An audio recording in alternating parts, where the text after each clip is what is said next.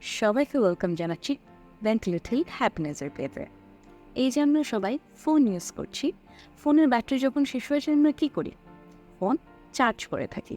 But আমরা কি জানি নিজেদেরকে চার্জ করার জন্য আমরা কী কী করতে পারি, অথবা নিজেদের এনার্জি বাড়ানোর জন্য আমরা কী করতে পারি? আমরা নতুন কিছু শিখতে পারি। এটা হতে পারে কোনো নতুন গেমস, হতে পারে ব্যাডমিন্টন খেলা, অথবা হতে পারে যে কোনো পছন্দের কাজ যে অনেক দিন ধরে ভাবছি আমি একটা জিনিস শিখতে। এই কাজটা শেখা অনলাইনে হতে পারে, অফলাইনে হতে পারে। আর একটা জিনিস হচ্ছে পজিটিভ থিঙ্কিং করা। আমরা লাইফে যত বেশি অপটিমিস্টিক থাকবো, লাইফে আমরা অতটুকু এনার্জি পাবো।